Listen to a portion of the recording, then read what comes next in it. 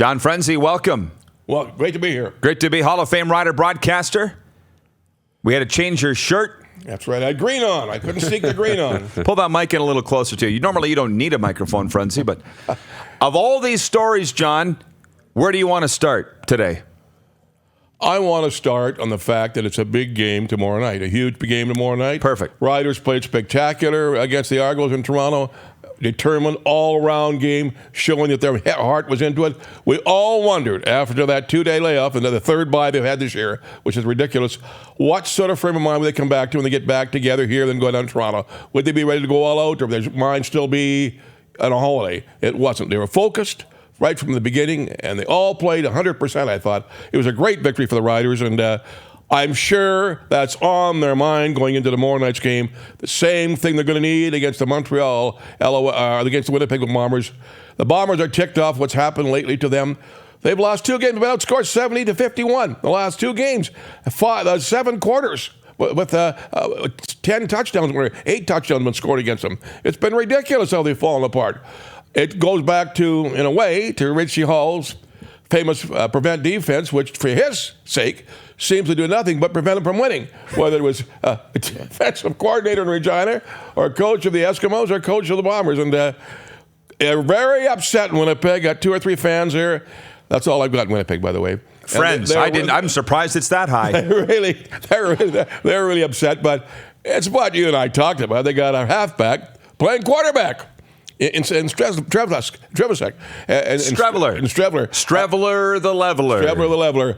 And I said to you and other people who talked to me, the only time I've seen that work in following Canadian football since 1948 was 1953 to 57, when a gentleman by John Dickerson Parker came up here from Mississippi State, Jackie Parker, and he was as effective as a quarterback as he was a running back.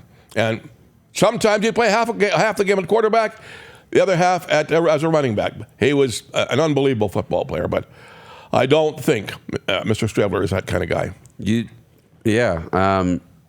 Wasn't Kerry Joseph a safety or a defensive player in the NFL before he came up? So you got another guy. But a quarterback in college. But a quarterback in college. Yeah. You know what? I think they're fine with Strevler. I do. I think they'll be okay.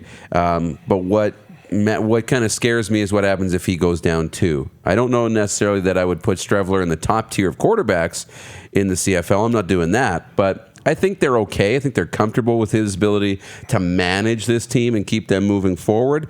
But if they want to win a Grey Cup, if anything happens to him, there's nothing. Well, Sean McIntyre, and they've tried him out. They said he looks great. Maguire. They said he looks great at practice, but so what? He hasn't played it down. Well, there's a lot going on. Somewhere along the line, somewhere on Twitter this week, I saw a report from Davis Sanchez, friend of this show, a TSN CFL panelist, saying that he does expect a trade for a quarter. Well, at least a trade between the Bombers and the Argos. And before next week's trade deadline, it's October the 9th. And if they're going to trade, it's got to be for a quarterback, doesn't it? You would think. So, Collaros? Who knows? Apparently, they're all up for grabs if you're the Argos. Yeah, that's what they said. Yeah. It sounds crazy when I say that, but it might be Zach Collaros. It might be. Well, DuPont is fine. I'm singing on that from that. You're singing from that hymn book. Yeah, I am. I do think it should be Zach Collaros, John. When it comes to the health and the injuries, yeah, I get that. But if you're going to lose Chris Strevler and then you lose Collaros, I mean, yeah, you're done anyway. But when it comes to managing a team with this high of expectations, he's got the lowest floor when it comes to performance on the field. He's going to come in and you know what you're going to get from him. He's got consistency. He's got the veteran presence to be able to manage this group of stars. So I think he's got the lowest floor. With the other guys, they may have higher ceilings. They may be a little healthier, but their floor is also a lot lower. Their ability to come in and really not be able to do anything at all. Yep. And I know people are asking, well, Saskatchewan's not looking for a starting quarterback, and they're using their backup. Well, yes, but the expectations in Saskatchewan weren't quite the same early on in the season, 1 game in, 2 games in, 3 games in, as they have been in Winnipeg. This is their year. Saskatchewan right now, I know they're in first place and they have to contend, and they need to now think that this might be their year too. It feels to me like they're on the upswing. They're just getting started with getting this team rolling. And I got a few thoughts on all of this. I don't know who this Stephen Kleinsasser is, but I like him, and I can't wait to meet him at the tailgate. He just wrote in, he wrote it the way Lynch says it. 1976. How do you spell it like that? And he did. 1976. I love it. I think I'm going to get along with this Kleinsasser guy. Can't wait to meet him at the tailgate party tomorrow. And also, by the way, the text on the high school football on the Prairie Mobile text line, 840-8777. Hey, Rod, Greenall was able to come back and beat Belfer 18-6 last night. So that's the high school thing. For one of the high school scores from last night. And if you have anything you'd like to pass along, let us know. Prairie Mobile text line 840-8777. Clark has reminded me of the daily poll for Capital Lotto Mall, Universal Collision Center. We kicked this around in the pregame meeting here, and that was are the 2019 Tiger Cats the best TiCats team ever?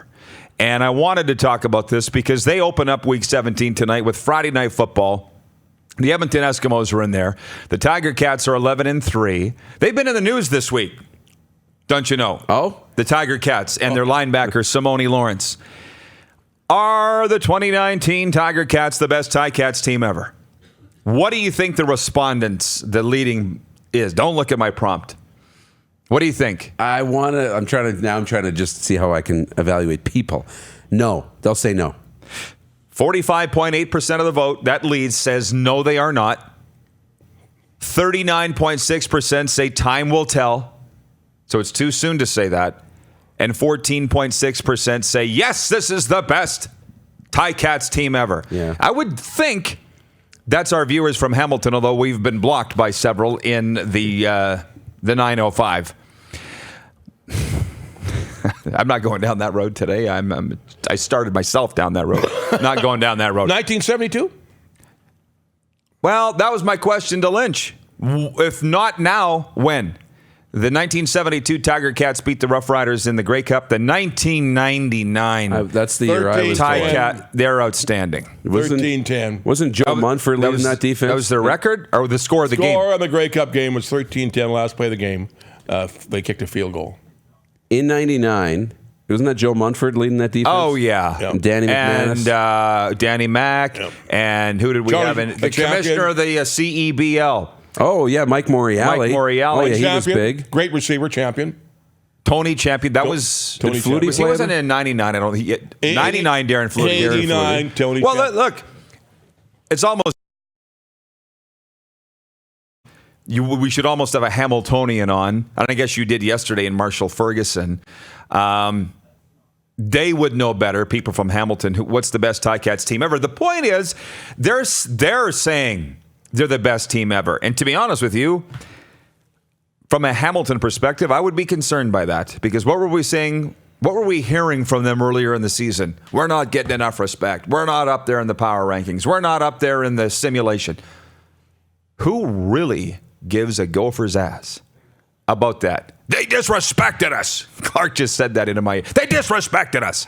So if they're playing that card, great. It's working. Yeah, well, whatever they're doing is working for sure. They've also at choked 11 a and lot 3. too, buddy. They've what? Choked a lot. Name one game. Where have they choked? 1989. No, but not. They feel they're the best Hamilton team ever. Listen, I don't mind you saying whatever the hell you want, but back it up. I mean, I go back to the Winnipeg thing. Trolling the Riders in the preseason, trolling everybody all summer long, and now you got to have Bomber defenders in Winnipeg convincing their fans that the roof hasn't completely caved in, right? Yep. You can't take your eye off the ball. And it bothers me a little bit. I had a Rider fan write me on Facebook last night and say, forget about this Saturday's game against Winnipeg. I think we can win our last 5. All of them. I'm like, that is a very dangerous way of thinking. Hope he's right, but don't think he is. You just worry about the Winnipeg Blue Bombers, and the Hamilton Tiger Cats need to worry about the Edmonton Eskimos and not planning a Grey Cup parade and not talking about, are we the best team ever? The Rams, the jersey for which you're wearing right now, they had a campaign a few years ago. Is this the best Rams team ever? I don't even think they made the playoffs. I don't like that talk at all. I mean, we can say that we're the best damn sports show, number one on Facebook Live. We ain't lying. We got the numbers to back it up. So back to, the poll question, the Hamilton Tiger Cats. I guess, again, this is Orlando Steinauer going out of his way to find ways to motivate his football team. John, you've got thoughts on the Hamilton Tiger Cats, right? You and I both agree. Who is the architect of this whole thing, and he's not even there anymore. That's right. Our buddy Eric Tillman. 17 players in that team. Eric got them, and they're key players, the big players, the quarterbacks, the running backs, the wide receiver. The latest wide receiver they got, I forget his name. Braylon Addison? Yeah, that one. That's the great recruit by Eric. And, of course, Mazzoli is the quarterback is. Dane Evans is the other quarterback. Eric did a great job with the Hamilton Ticats, as he does wherever he is, and builds a team. And they got a real good club there. I think the people are a bit apprehensive. They don't want to, if they really believe it or not, because they've had so many things that have fallen apart in the last 4 or 5 years. They promised things that didn't happen. They're very skeptical, but this team looks for real. I think they're a solid contender for the Grey Cup. And right now, people are betting on Hamilton and Calgary to be in the Grey Cup. And, of course, unfortunately for Calgary to win.